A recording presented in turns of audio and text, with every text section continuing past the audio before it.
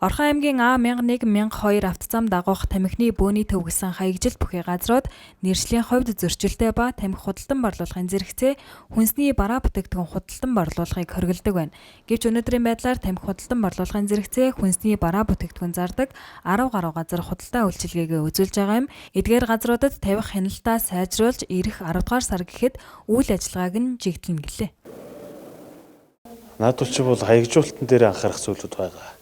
Энийг бол одоо яг хуу нэг хүнийг ч гэсэн ажлын байртай байлгыг л зориул өгж байгаа зөвшөөрнө шүү дээ. Тэгээ гол нь одоо тавьж байгаа хууль дүрм стандарт бүх зүйлээ хангаад ажиллах ёстой. Жишээ нь ихэд бол талбай хэмжээ хүртэр өөр шүү дээ. Ер нь одоо бас нэг 10 гаруй хэмжээтэй ч юм уу 5 хэмжээтэй ийм одоо талбай дээр бол одоо үйл ажиллагаа болох ёстой. Өнөөдөр байгаанууд нь бол 2.5-аас 2.5, 3 ч юм уу тийм иймэрхүү нэг төвөг хэлбэрийн коск тавьсан үйл ажиллагаа болж байгаа. Тэгээ хажуугаар нь хүнсний бүтээгдэхүүн зарж байна. Энд бол тавхины худалдаа эрхлэх гэсэн болохоос хүнсний бүтээгдэхүүн худалдаа гэсэн зөвшөөрөл өгөөгүй. Тийм болохоор энэ зөрчил ер нь одоо цаашд бол энэ онцгой бүтээгдэхүүн зарж байгаа зүйл дээр бол хатуу хяналт тавьж ажиллана. Бас нэг талаасаа хууль дүрмийг хэрэгжүүлэх тал дээр анхаарч ажиллах ёстой. Дэс сул тавиад за яах вэ гэдэг ингээд хүний амьдрал одоо нэг хүн ч гэсэн ингээд хараад үзэхээр ардаа гарч байгаа өргөд дагавар, сөрөг үр дагавар нэх байгаад байгаа. Яг тэгвэл тэнд бол одоо чихэр жимс, ус ундаа, кофе, цай зарахыг бол хоригдсон шүү дээ. Тэр бол 6 нэрийн хүнсний дэлгүүрээр явах ёстой. Тийм болохоор одоо тамхи зарах бол тамхиал зарах ёстой. 2023 оны 6 сарын 1 хүртэл бол шинээр бол одоо тамхины зөвшөөрөл бол олохгүй.